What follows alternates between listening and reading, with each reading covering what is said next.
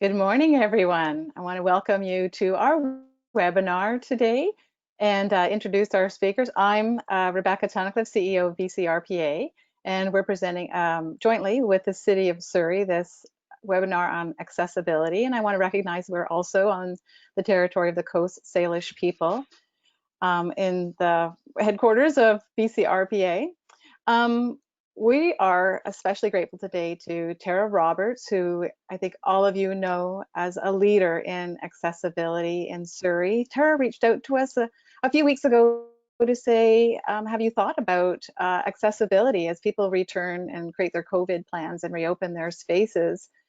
And we had a great discussion. If you've spoken with Tara, you know how passionate she is about equal access to recreation throughout the province and all facilities. So through her passion and her leadership, you know that Surrey's taken a very proactive role in this area always, and especially now as we return in this COVID age.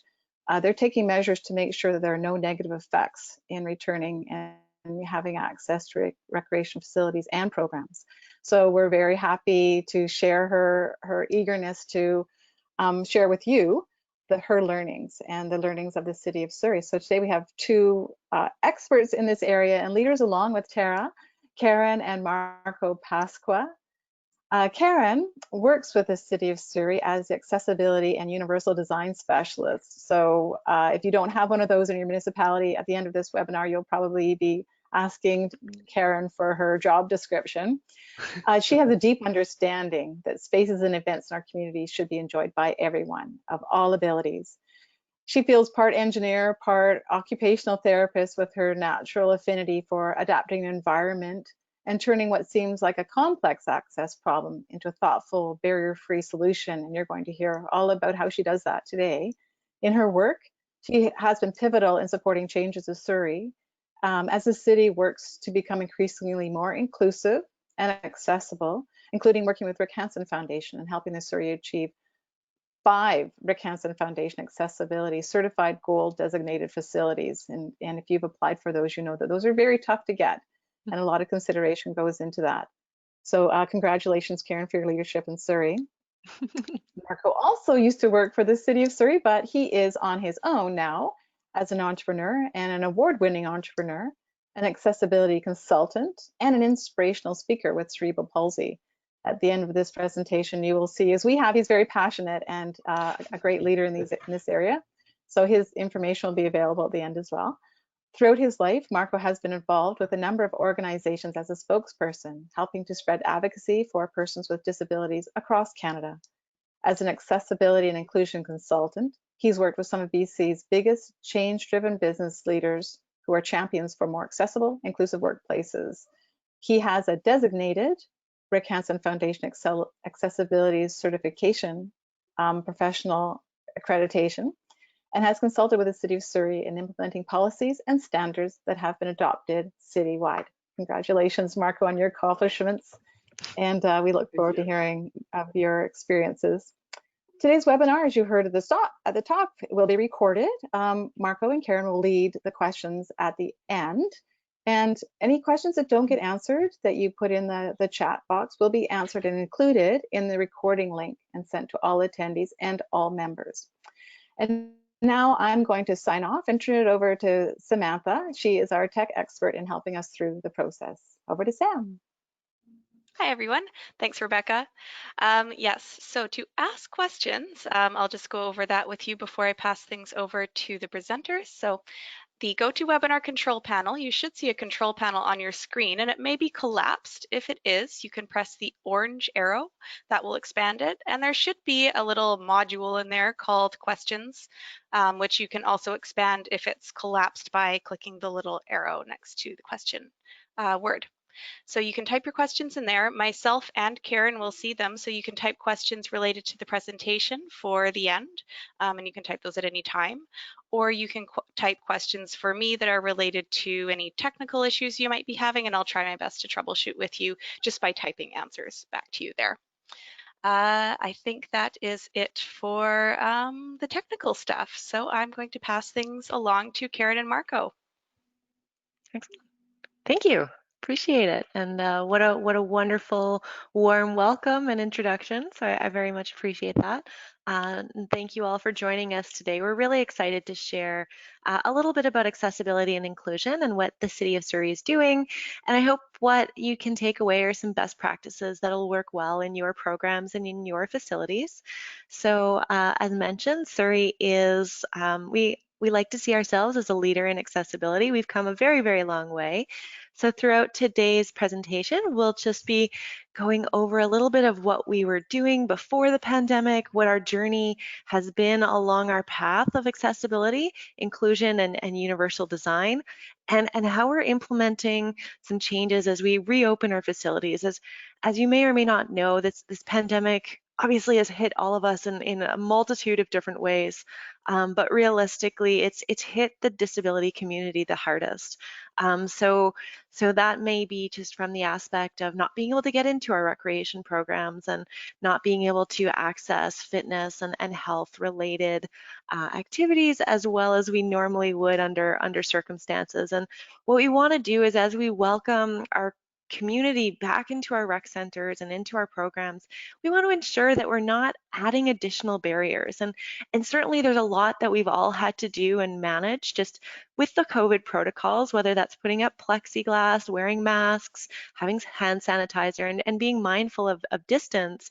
We want to make sure that what we're doing is still including everyone. It's not that we're just thinking about our high performance athletes that want to get in and get their workout. In the city of Surrey, what we've heard most is actually from our seniors population. They are anxious to get back in the pool. They're anxious to get back into their fitness routine and play pickleball. And we want to just ensure that everyone is as supported. So whether that is, like I said, your high performance athlete or your high performance athlete with a disability, making sure that everyone has access and has what they need. In terms of our seniors, I always like to say that when you make it accessible for seniors, you make it accessible for everyone. And that's really what we're going towards is making sure that universal access remains available for everyone. So going into a little bit of our background, so why is accessibility and inclusion important? Well, certainly being part of a collaborative community and having everyone of all abilities represented, having their voices in the room, it really is, it's about our people. And the city of Surrey, like many of the municipalities that you're representing, we're a very, very diverse community. It's actually interesting, our city has a higher than average proportion of individuals with disabilities, of seniors, and of individuals who have autism. So we absolutely want to make sure that everyone is represented, not just the most able-bodied folk in our community. We truly do believe in building that diverse, strong, and most importantly, resilient community. And you know as well as I do that recreation and sport is part of building resiliency. So keeping everybody in mind and having individuals with disabilities see themselves represented, feeling included, and being welcome is important. And lastly, it's kind of a tenet of what everything we do. We want to ensure that everyone feels welcome. We're it's essential in a in a thriving community to strive for that everyone is involved in every aspect of city life, including where we live, work, and play. Yeah, thanks, Karen. And before we get really deep into it, I want to briefly touch on the services and programs that the City of Surrey provides both before and after the pandemic. Now, the reason why I think the City of Surrey is doing so well with what we're doing when it comes to accessibility and inclusion is because we were doing this prior to the beginning of COVID-19. The city has always been focused on these various programs and especially the partnerships of working with community-based organizations that are subject matter experts when it comes to working with the disability community. So as we progress throughout the presentation today, I want you to think about your community. And who are those subject matter experts in your community? Who can you forge new partnerships with in order to ensure that you're making those best practices known but also know that it's okay to not have all the answers, and that it's okay for those subject matter experts to then step in and support you as you're building out these new plans. Mhm. And you're Now, when it right. comes to the programs, oh, go ahead, Karen. I was just going to say, Marco, you're right. Our accessibility and inclusive strategy really came out of adapted recreation. We started with a lot of those programs, like you see with our little buddy here in the playing sledge hockey and inclusive fitness for seniors, and that sort of created this snowball effect that went far and beyond adapted programs. That's right. And actually, you can see here, that's me in the top left corner with my personal trainer, Nola. And there's actually an interesting story about this, is that I've been utilizing the inclusive training and programs at the City of Surrey for a long, long time. But prior to working with me, Nola had actually never worked with a person with a disability before. And it's actually thanks to a lot of the inclusive programming, she actually received at the Guildford Recreation Center inclusive rec training that better equipped her only a month or two before starting to work with me. But she openly said that she was extremely nervous to work with me because she didn't want to say or do the wrong things. But thankfully, thanks to the programs that were offered and that they were available, she felt more confident that she could help me build a workout regime and a workout routine that I could be really, really comfortable with. But it goes far and beyond just the training that NOLA has received and what we've received from personal trainers. We have staff training for everything from individuals who have autism spectrum disorder. There's additional inclusion training. We have internal resources that we use. And here's an important one, and Karen, maybe you can speak to this as well. The communication access training. Oftentimes people with disabilities who have communication challenges and use things like communication boards to speak. How vital would it be in your recreation facilities for your front desk staff to be well equipped on being able to understand somebody who's using one of these communication boards and being able to speak to them clearly and understand their needs and their wants? Exactly, and it just kind of speaks to that excellent customer service that I think we're all striving for in our facilities. So moving along into our built environment, like I mentioned earlier, our accessibility and inclusion strategy really did grow out of our adapted programs, and it is thanks to those community partners that we're able to offer those and be able to understand what the true needs are of the community. But it doesn't stop there. It's one thing to offer a program, and it's another thing to actually create an environment that is what the previous term was barrier free, and now we're looking more towards a universal design, which really does mean that a space, a design, a product can work for anybody of all abilities, all backgrounds, all cultures, ages, and sizes. And that seems like a very lofty goal, but ultimately, when you design something well and you design a program well, it does work for everybody. So we started getting our facilities assessed. You heard us speak to that earlier. We engaged with the Rick Hansen Foundation, and we've been on quite a journey. We've gone through many iterations of these different certifications. But we know that the more we understand about access, the more we can actually make tangible changes. So as you heard earlier, and we're really proud to say that we are the highest participating municipality in this program. We have 5 locations that have received the Rick Hansen Foundation's gold standard for accessibility, and another 23 that have received just an accessibility certification, and that's out of the 40 facilities, including some older facilities that have really done well. So we know with those audits that we're able to understand what we've done really well and where the limitations are. So I certainly encourage you, if that's something that could be part of your journey, just to understand a little bit of what you're doing well and where you can improve. So even during COVID, I definitely encourage you to reach out and look to different documentation just to see what can be improved, and I know many facilities, including our own, have taken the opportunity to use the shutdown to make some renovations and improvements. And I think our patrons will see a difference as they come back into our facilities, and certainly incorporate some of those suggestions that you get from a professional into your planning. You know, it's certainly given us a lot to think about and led us to create our own internal design documents around accessibility and inclusion.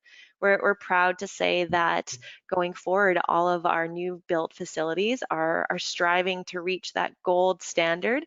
And as we renovate, we're always consistently improving our access. And then just to explain the photos that you see in front of you, so we have these beautiful outdoor seating areas, and there's a bench missing, and there's a very distinct purpose for that bench being missing, and that's to allow someone like Marco, who uses a wheelchair, to pull up and enjoy sitting with their friends. And the stairs are a great demonstration of just that contrast, because otherwise you're looking at a stairway that it just simply all blends together and it looks like this concrete monstrosity that doesn't really look like stairs. So just that helping to explain those photos there. Absolutely. And Karen, you know, I know that during the pandemic here, I've actually been able to work with a number of other municipalities, just as what you said, being able to review things like blueprints, because they know that this is actually an ample time to have a professional come in and actually review these spaces while no one is actually in them. If you do have to do a walkabout, you can do it socially distanced or physically distanced, but you can also support these facilities to kind of move forward. So the timing is actually quite perfect, all things considered. And that's actually what's been really exciting about this, is that there is optimism in this situation that we're all in. There is opportunities that you can learn and grow from as well. I think ultimately our goal today is to help you understand where there might be unintentional barriers that we're creating. And I'm hoping that as we go throughout this presentation, that you just are a little bit mindful and use the empathy that we've all sort of gained throughout this pandemic and understanding of each other's needs, just to make sure that not only are we keeping our community safe, but we're not creating more unintentional barriers. So additionally, in addition to the built environment, we like to be quite creative. Our facilities are beautiful, and we take the opportunity to create extra spaces. We might retrofit older facilities and be creative and include new features like our sensory friendly spaces. So this is a great thing to think about, that as our facilities get busier, we're going to need to figure out how to continue to use these features and accommodate children and individuals who are potentially on the autism spectrum and their families, so that they do continue to feel comfortable joining us. Now, our sensory friendly spaces and our noise canceling headphones loan program is one of those programs, and I'm sure you have many of those types of programs that you're still trying to figure out how to activate and continue to offer for the community. I know, as you see, there's that beanbag chair, and I'm not really sure how we can clean that regularly. So those certainly, as like with many of you, we are still sorting through some of those details, because realistically, the last thing we want to do is offer a support for a family, for an individual, and then not have that available for them going forward. So some of these programs are on hold as we do try to figure these things out, but they are absolutely top of mind as we move through our reopening and restart strategy. And like I said, the last thing we want to do is remove supports that have been offered in the past. So hopefully we can work through those very quickly and throughout the fall and into the winter, kind of re-offer many of these support systems. Yeah, now, when including accessibility as part of your planning, it's important not to reinvent the wheel. And that's exactly why when the City of Surrey was building out this plan, we wanted to collaborate and connect with the people who we already had as community partners, many of whom I mentioned earlier. And we want to incorporate the best practices as part of our restart plan, so that we have basically our best foot forward when we're creating these plans and sort of merging them together. And so what the City of Surrey did is, like many of you, I'm sure you've heard of VIA Sport's Return to Sport guideline, okay? And that was a really good starting point for the City of Surrey. But actually, in reviewing this guideline, we realized that there were many pieces of accessibility and inclusion. I apologize if you hear a lawnmower in the background here. we realized that there was many pieces that were actually missing when it came to accessibility and inclusion. So what we wanted to do was say, this is a really great start, and we can now supplement this return to sport guideline with our own best practices that we've learned as the city of Surrey when we're reopening our facilities. Because to be honest, all the things that we mentioned prior in the previous slides have really prepared us to be ready and for exactly a situation like this, so that we can showcase what truly universal design is when incorporating accessibility as part of that plan. Exactly. So all of our facility managers and our coordinators have received the PDF of that guide, and that will be made available to you as well following this presentation. And it really does supplement the VIA Sport guidelines. So we're certainly not putting into place anything that goes against those COVID protocols, but rather this is the in addition. So Yeah. let's start with signage. Signage, we know, has been so incredibly important during the pandemic. We all use signs to tell people where to stand, to remind them to stay 6 feet apart, and to let people know of protocols when entering a space. However, we need to remember that only those who can see signs. Seems like a simple thing to say, but it's true. You know, I personally have heard from a member of the blind community say that this pandemic has been so challenging. Not only does their guide dog not know how to read signs, guide dog has no idea how to stand 6 feet apart or what even that means, and they're certainly not trained to understand these things. And they just don't know where to stand to line up, and just simply because they can't see the signs. And this particular member of the public was even sharing with me that they were routinely standing too close to someone in the grocery store and have been reprimanded and yelled at just simply because they couldn't see. So just something to think about. So one way to avoid this is to add those tactile components. So as much as possible, if you can include tactile, whether it's braille on signage, and certainly I'm happy to share with you a contact that we have that does do brailing for signs, or using tactile other sort of touch components. You can even take like a glue gun and outline an icon with the glue so that there is some touch. I know within our city we've installed decals on the floor, and they do have some texture. So they're designed to be anti-slip, but the secondary result to that is that they're actually white cane detectable. So there's just a little bit of a difference in the texture to that decal on the floor versus the tiles that are beside it, that it helps somebody who's navigating the world using a white cane to be able to find those spaces.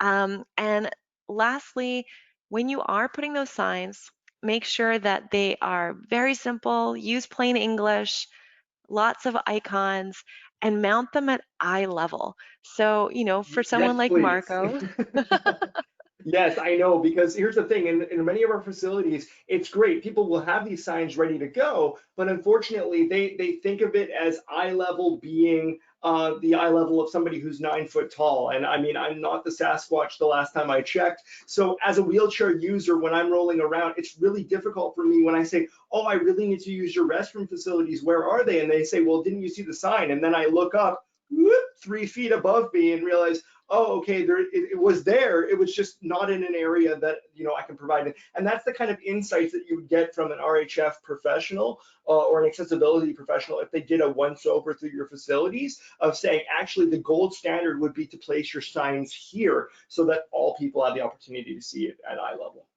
and you know, it's not just about a seated wheelchair user, but we're thinking about children as well as someone of shorter stature. So just making sure that we're not having to crane our neck to simply see a sign and follow the best practices of your facility.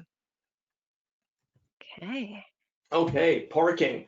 Here's a big one here. So for myself, I know that having parking is obviously really important, but having parking that has the accessibility aisles and things clear like that is super, super important. And we know that many of these facilities are reducing parking stalls, due to COVID. But if you are going to do that, as it says in the slide here, consider not reducing those stalls that are accessible.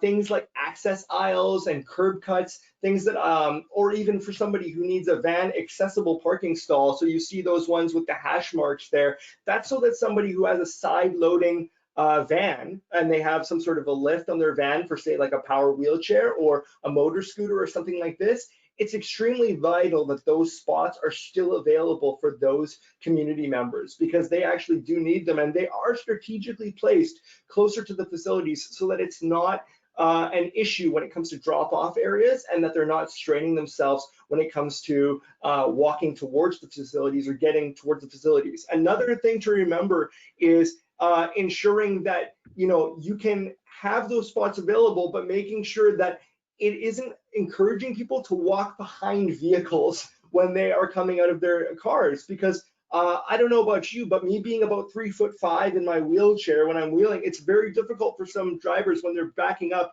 and maybe they didn't check the rear view mirror, or even sometimes I'm lower than in some cases to the rear view mirror. So the last thing I want is to get out of my vehicle, be wheeling towards the facility because there was blockades and I wasn't able to get in a way that was clear, had a clear path. And now I have the risk of actually getting struck by another person's vehicle. So ensuring that those areas are nice and open and that they're clear for everyone will just make it universally accessible for everybody who's involved.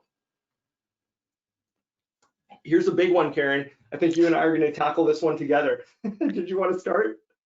Well, navigating the environment is probably one of my favorite things to talk about, strangely enough. Yes. So I think this one is very, very critical for everyone on this call.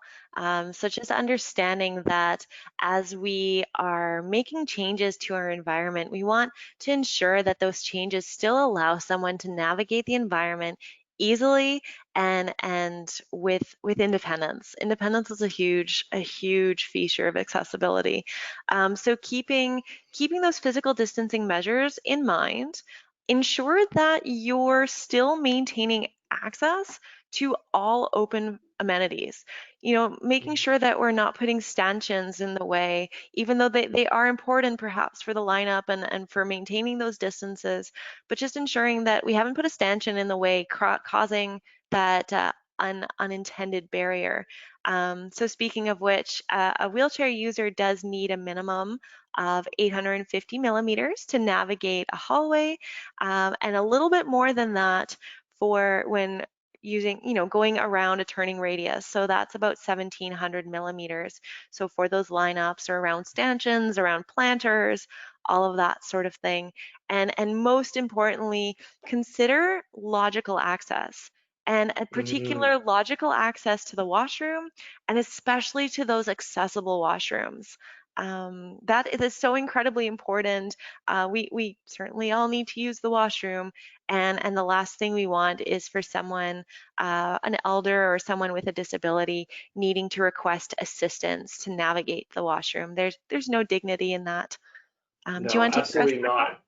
Yeah, absolutely. To your point, actually, when it comes to navigation, I think a lot of people think that they're doing the right things by creating these sort of natural looking environments with planters and things like this, and kind of visually sort of depicting where people should be walking this way or that way. But remember, when you're creating these things, you could be creating unintentional barriers, as we mentioned earlier. And that's why, as Karen says, it's important that there's a lot of space to navigate around these barriers, at least as it says here, 1100 millimeters to navigate around obstacles such as planters and chairs. Here's a big one for me, as somebody who goes to the rec center quite regularly. Accessible gates and being able to get past your sort of reception area there. If your gates are difficult to open and close, if there is a possibility, and I know that prior to COVID, we were doing this to ensure that nobody was trying to skip the gates or skip their fares, but remember that you could have wheelchair users or some people who don't have the dexterity in their hands, who are power chair users, who have a real difficult time opening and closing those gates. So if possible, ensuring that those gates remain open, or that you're available to support them when it comes to opening those gates if they're not automatic. And then, of course, as it says here at the end, limiting access to any amenities, then to ensure that the most accessible amenities are available for people, because as we know, the most accessible amenities generally work for every single person who comes through your facility, not just the people with disabilities, but also everyone else as well. And so that's actually a huge win for a lot of people if you do have to make those restrictions. And we are going to touch on equipment, I think, in a later slide, but just ensure that if you can, make sure that those accessible pieces of equipment are available, because it just shows that you're being more inclusive, and it really sends the message that everybody in the community is welcome to get involved. You know, I have a great story about that, if I may share. Oh, sure, let me So you're going to hear us talk about consistently throughout the next 15, 20 minutes or so about ensuring that the most accessible rooms, washrooms, equipment is available. yeah. Close the other stuff, but let me share a little story just to kind of help drive that home. So I have a friend of mine who shared this story with me. She lives in Toronto. She does have a disability. She uses a scooter, and it had snowed as it does in Toronto, and she was wanting to visit a museum, and as she got to the museum, the museum was ready to open, and the caretaker was clearing the snow on the stairs. And she sat there, and then the next thing she knows, there's a mom with a stroller, and they're also just waiting at the bottom of the stairs. The reason that they're waiting is that the caretaker opted to clear the snow from the stairs first before clearing the snow from the ramp. And so she Mhm. said to the gentleman, if you had just cleared the snow from the ramp, then everyone could have gotten in. I could have driven up in my scooter, and this woman with her baby could have come up with the stroller without having to ask someone to help lift. And it's just something he hadn't even thought about because he always just simply cleared the stairs first. So it's just, Mhm. just that little example of the ramp is actually accessible to everybody. The stairs are not. If the caretaker Mhm. had just simply shoveled the ramp first, then everybody, including those who can take the stairs, could have come into the museum rather than having a few people waiting there. And I think if there's anything that you can kind of take away from this is to keep that story in mind as to, we don't necessarily need to do what we've always been done just simply because we've always done it. Rather, Mhm. you saw that first slide, it said for a better normal. So if we're able to think in that more inclusive way, and recognize what we can do that works for everybody, let's make sure that ramp is available and cleared of snow first as opposed to the stairs, because someone who is using a white cane can navigate a ramp more easily. Someone using a walker, a scooter, a power chair with limited Mhm. balance, everyone actually can use a ramp more easily than a set of stairs. So I encourage you to kind of use that thinking as you are looking at your facilities, looking at your equipment and your programs, and really reflect on what works most for the most number of people. Excellent. I love that story, Karen, because we told it before in audiences, and I know that they've had a couple of aha moments of you can actually hear people going, "Oh, of course, my goodness," right? Now let's move on to something that's super important to me as a wheelchair user because I use my hands as my feet on a daily basis. Hand sanitation. Okay, so I think it's really great. I feel like I've been training for COVID my entire life because I already wash my hands about 35 times a day. But when we're talking about our hand sanitation units, if you are going to use things that have a foot pump, remember that that actually may be restricting the ability of a chair user to use that, especially if they're not able to roll up and actually roll over top of the pump itself. So if you can provide alternatives, have a hand sanitizer and have other things available. One of my biggest pet peeves is when I go as a wheelchair user to wash my hands somewhere, and then I go to look for where the paper towel dispenser is, and where is it usually, Karen? It's about 3 feet behind me. So what does that mean I have to do? I have to wash my hands, but uh-oh, my hand's dripping now. I have to grab my dirty tires and wheel over to the receptacle of the towels and now clean my hands off, which defeats the whole purpose of me washing my hands. So a very very easy fix for you to do that is to, when possible, make sure that the paper towel dispenser is actually right next to the sink. So that way, as a wheelchair user and other users as well, you don't have to wrench your neck or turn around or things like this, or get my hands dirty again. And then we also want to make sure that that the actual dispensers themselves are no more than 1100 millimeters from the floor. That's actually the perfect height for people who are in a seated position, or people who are using mobility devices, things of this nature. So it actually is more accessible to everyone that's coming through and using your facilities. And I mean, don't get me wrong, I enjoy washing my hands, but if I have to sing happy birthday one more time than I have to, I don't know what I'll do, right? So, well, it's just something to keep in mind for sure. And from hand sanitation, I think we're moving on to seating, Karen. Yeah. And just to add to Marco's point about the hand sanitation, I know that was a big discussion within our teams about adding extra sanitation stations into the lobbies of our facilities. And there's a big conversation around the foot pump enabled one. So, like Marco mentioned, it's not only inaccessible to a wheelchair user, but I think about our seniors or somebody with some balance difficulties, such as that ability to go onto one foot to be able to operate the pump can be challenging for a lot of people. So if those are devices that you are putting into your facilities, just ensuring that there are some other options as well. Yeah, and now onto seating. So I know seating is a bit of a contentious issue. I know everyone is closing and removing seating. We don't want people gathering.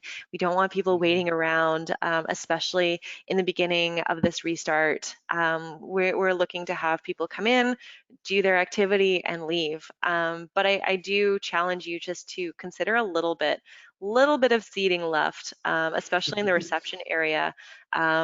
Just our seniors and our people with mobility needs, it's really important to provide seating. So, we can be creative. Perhaps we can put some benches outside and allow people to have a space to wait for their ride or handy dart to pick them up. Seating with armrests is also incredibly important. It helps people go from sitting to standing more easily. And so I would encourage you to think about a sanitation plan as opposed to removing all of the seating completely within your facility. And down long hallways, having a couple chairs here and there is also incredibly helpful for those who struggle to walk long distances. Again, thinking of seniors coming in, as fit as many as them are, sometimes the front door to the gym can be quite far. So just something to be mindful of, and especially as we become more familiar with these COVID practices, that seating is really important. And then lastly, of course, ensure that the accessible seating in any sort of viewing area remains available. Please don't use that area to store items or block it off in anticipation of social distancing. Those areas really do need to remain available as best you possibly can. All right, so now from seating into those lovely plexiglass barriers that we've all been seeing in reception areas and things of this nature. Obviously, for myself as somebody who's a wheelchair user, this can be a little bit challenging, because now, where I used to be able to roll up to a counter and say only have to worry about having knee clearance for myself to be able to roll in and be able to communicate with somebody, now I have the additional potential barrier of this reception area kind of blocking sound. And I know that in many of these sort of reception areas also, when there is an additional sort of counter space for someone like myself, it's been lowered and it's also been lengthened for me to rest my arms on when I wheel forward. But it looks like the perfect place to place like placards or brochures about your latest programs, but then that defeats the purpose. And I've even actually been to some facilities where they use that additional under the counter space area that's meant for me to have knee clearance to roll under to store garbage cans. Well, that really defeats the purpose of me feeling like I'm welcome, because now my toes are bashing up against that. And that's one of my pet peeves, is not really having an intended space being used for the way it's been designed in order to make access easier. So that would be my sort of point of contention. But I know, Karen, you've got some concerns when it comes to sound. Yes, so I actually have an auditory processing disability, and so while my hearing acuity is within the average range, my ability to understand sounds, especially in a noisy environment, and especially if I can't lip read or have that full transmission of sound, makes it incredibly difficult. So those plexi barriers have become somewhat the bane of my existence, despite I know their importance, is I simply can't hear what people are saying. And when I've gone to the register and handed over my credit card, especially if someone has a mask on and has the plexi in front, I don't know how much I'm paying for my groceries. I'm handing my credit card and hoping for the best. So I do encourage you just to think about that and think of how much that plexiglass does restrict sound. And especially for someone who is hard of hearing or deaf, it's incredibly stressful to not be able to Mm, understand what's being said to you. So, as you are going through your staff training and your COVID protocols, encourage your staff to speak slowly, confidently, and facing the mhm, patron. It's much easier for someone to understand you when they're not looking away at a screen. Your totally. face gives so many verbal cues as to what you're talking about, and Yeah. it is part of that human interaction. So, especially if you're wearing a mask and have the plexi, be sure to encourage your staff to speak slowly and naturally. So, if you are facing a patron and it allows them to see your mouth movements, it helps with lip reading, it helps with nonverbal communication, but also you don't need to over exaggerate the sounds. That actually makes lip reading that much harder. So speaking just simply slowly and confidently and at a reasonably loud volume is Mhm. incredibly helpful. Wendy, That's did you? actually why I like this additional bullet point that we have here about having pads and scraps of paper nearby. Not only is this good if somebody is deaf or hard of hearing, that you could actually write down what it is exactly that you said, but this is just good for anyone because I've heard, I don't know the number of lines, Karen, that you and I have been standing in where I've heard every second person be saying, "What was that? I'm sorry, what was that?" Or they have no idea what the latest promotion is that the person is offering them or things like this. So having some of those things already written down or having some of those things ready to go and actually showing the patron, hey, by the way, we do have this pen and paper here if you're more comfortable in communicating in this way, they just go, wow, okay, my community actually cares about me as a community member and getting involved and being part of this conversation, that it is a two-way conversation. So just something to think of for sure. And you know that what I also saw recently that you may want to consider is they're called smile masks, and Mm-hmm. they're made by a speech language pathologist and audiologist team. And I believe if you Google smile masks, you'll find them. But it's a mask that has like a little plastic piece right in front of your mouth that allows you to see someone's mouth movements. And from what I understand, the deaf community really, really appreciates them. I've got one Mm-hmm. on order. I can't wait to receive it. And then people can also see your lovely smile. That's beautiful, wonderful.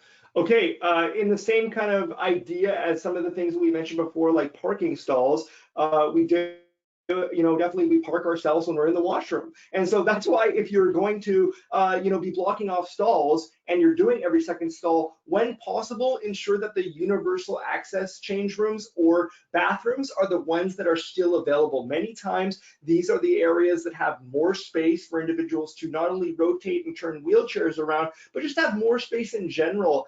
Say, for example, if they do need more space for whatever condition that they have, or they have additional equipment, or even if they have a care worker that has to join them in this facility in order to support them or help them. So just bear that in mind when, don't just start crossing off every second room because that's what it is mathematically. Really be mindful and think about the places that you're doing. And that goes into working with the facility staff about the cleaning schedule. And so that you know that if there is an adult change table or adult change benches, that you're not closing these areas off inefficiently or in times at which maybe you're going to start to receive a peak or higher traffic volume of patrons coming through your facilities, especially as we start to ramp up and we start to build in having more of those drop-in schedules. Exactly. And I know that the recommendations right now are to keep change rooms closed, and to Right. encourage members of the public to come ready to go. It's something that I do encourage you just to kind of think about creatively and Hmm. think about how that actually may impact someone with a disability coming. It's one thing for you or I to come in a bathing suit ready to swim and then throw a towel on our vehicle's chair and get going and everything be fine. It is that much more difficult for someone who does have some mobility needs to go without a change room. So just things to consider as we kind of move through all of these different phases.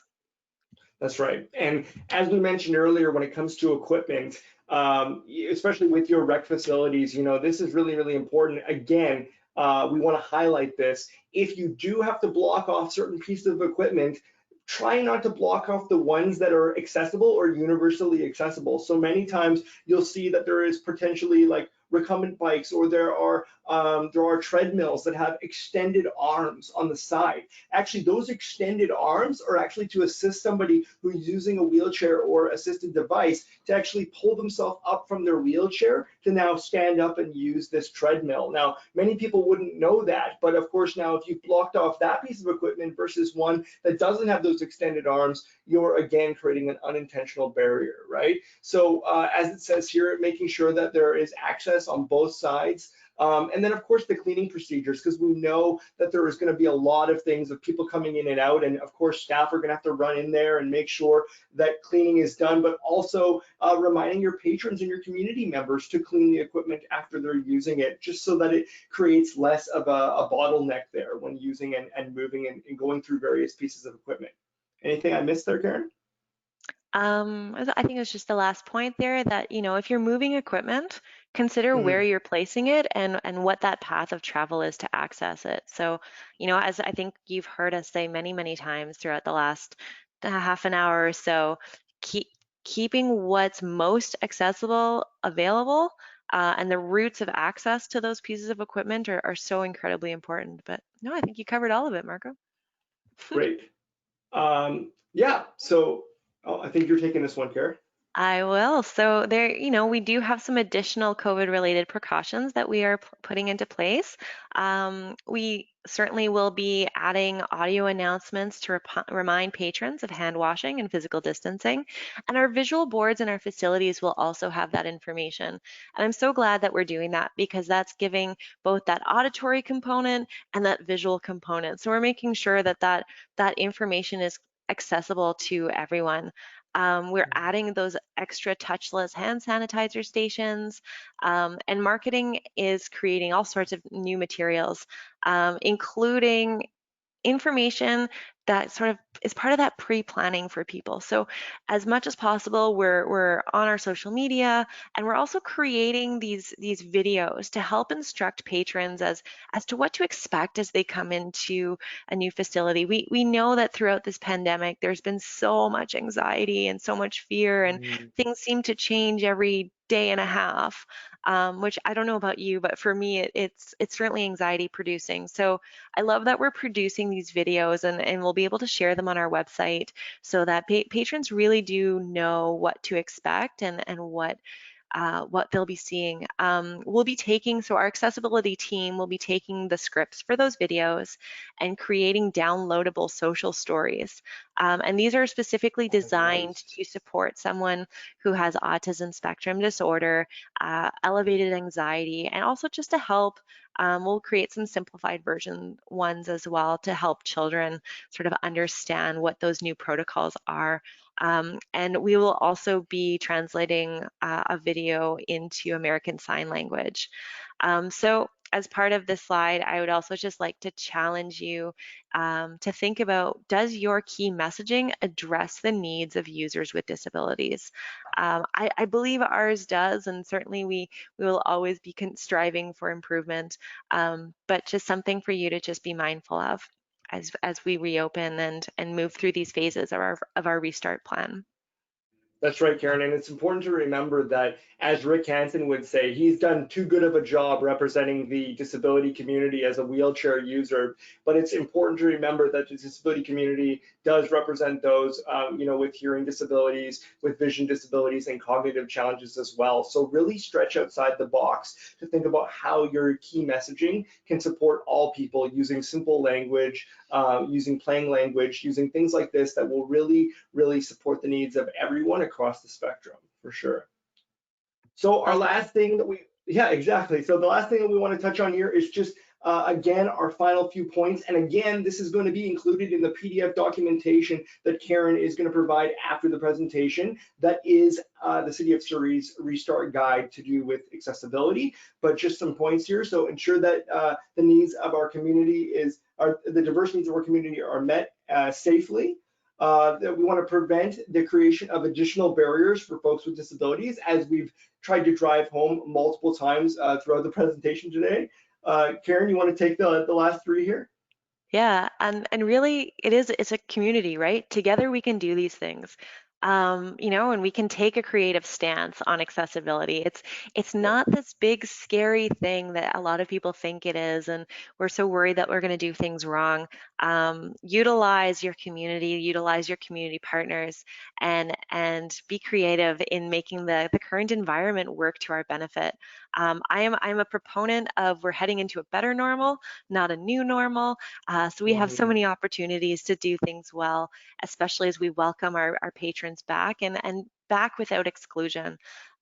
Lastly, I think we together and following this presentation, we can really encourage other cities to provide service providers to look to our best practices and to rely on each other. So yeah, I think together we I think can that's it. truly create that better normal. Awesome. Well, there we go. Thank you, everyone, so much for having us today. It's been an absolute pleasure.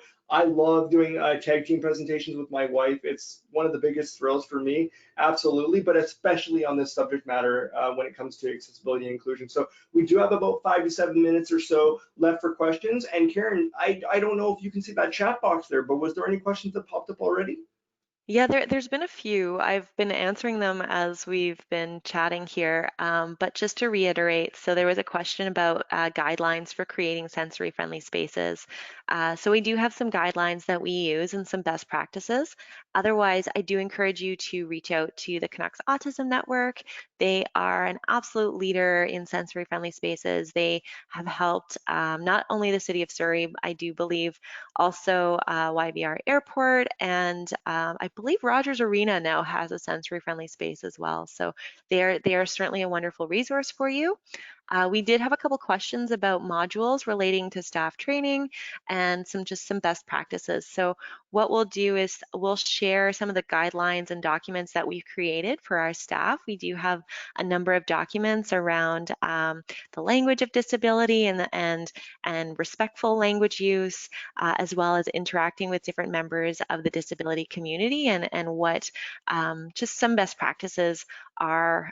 We can certainly share those with you.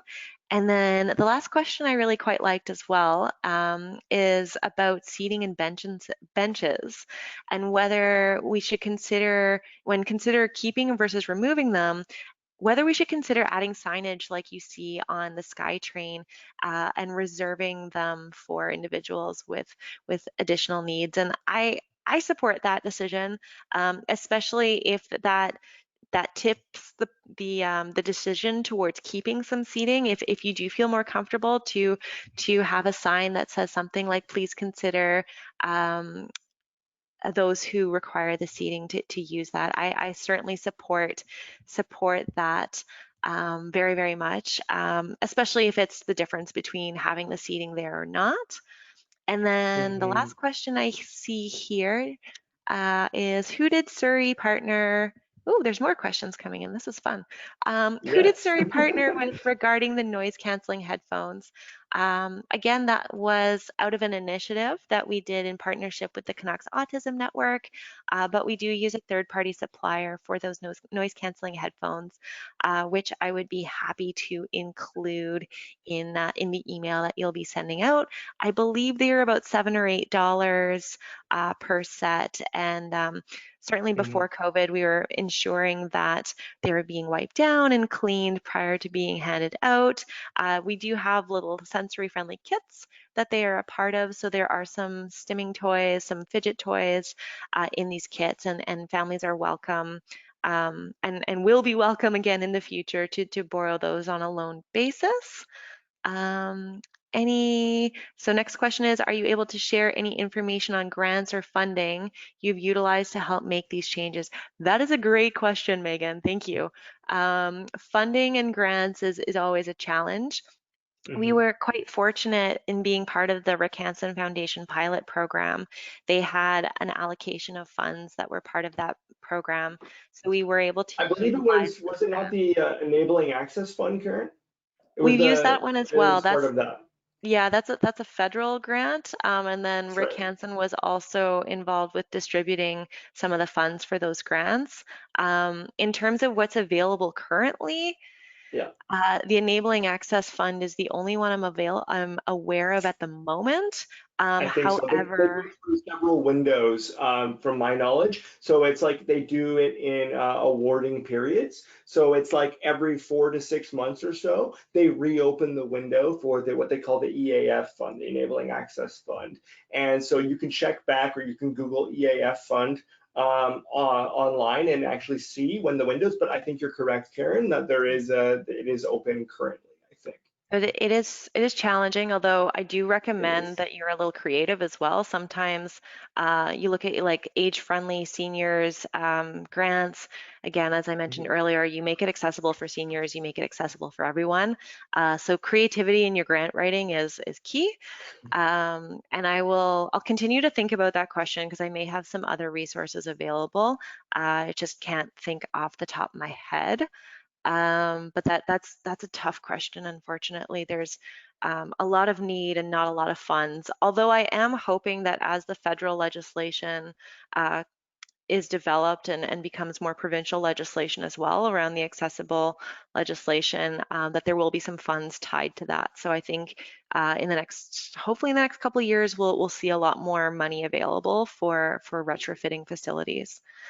In the One more subject question. of service providers, I just wanted to drop this in there as a total name drop, for who you mentioned earlier, our Braille provider at the City of Surrey, Canadian Braille Services. Her name is Joan, and she is incredible. She's out of North Vancouver, but she did all of the business cards for the accessibility team through the City of Surrey, and it's a really reasonable price. I think it's like 10 cents per business card to have your card brailled. And she does things as well, like alternative brochures and things of this nature as well. And if you're even a restaurant owner or a business owner, you can encourage them as well, because she does alternative menus for restaurants with Braille included as well. So there's a little plug in advance of you receiving some of those additional resources.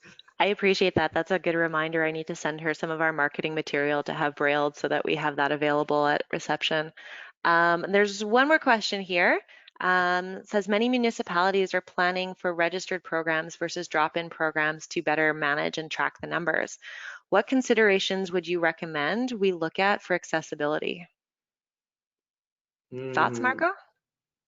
For tracking the numbers, that's a really interesting one. I mean, I suppose it's going to depend on if you're talking about it from the patron side, or if you have staff members who have disabilities, because the considerations on staff versus patron are going to be much more different. I don't know what if there is a streamlined application that is going to be used by cities in order to do this. And of course, every single city seems to be implementing its own different set of rules and guidelines around things like contact tracing Yeah. and things of that nature. So off the top of my head, I can't say I know of, say, a best practice that is specific to accessibility, but I would say that if you are going to have back-end software, and you might have somebody who, for example, is low vision on your staff, or things of this nature, Mm. if it is possible to look into things that are enabled to be used by screen reader technology in advance,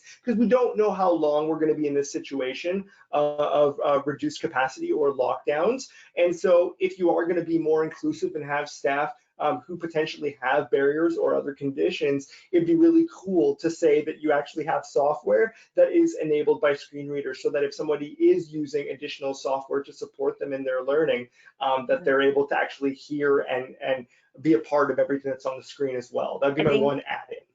Yeah, I think that the question around the impact of drop-in and reduced ability, so that first come first serve sort of model that many of us are using it is challenging, and I don't think that there is a particularly graceful solution.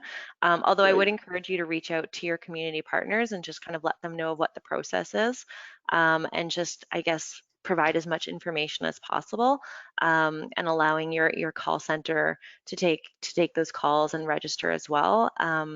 But yeah, Melissa, that's a great question, and one that I think will require some creativity and may sort of evolve over time as we see what the impacts are. But yeah, I think I'll have to keep I think thinking you're about right, that though, one. Karen. I think you're right. Arming your call centers with information around accessibility, have that be incorporated as part of your call center training, accessibility training, and having that information go out early. If you have a newsletter as part of your city or your organization, ensure that your disability service partners do know about those restrictions in advance, so that if there is a sign-up list for what we would consider typically drop-in, that those individuals with disabilities have the opportunity to put their name on as soon as possible, as Karen mentioned, because there is things to consider, like the additional time it's going to take them to get prepared and ready to be in a workout status or whatever program they happen to be accessing, to be in the right equipment than it would for your typical patron. So that would probably be the thing that we should end on there. It's just be prepared and let your call center staff know about these preparations in advance.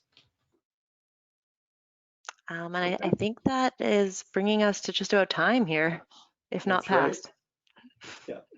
All right, we are at 11 o'clock. Yes, thank you so much, Karen and Marco, for joining us and sharing your expertise.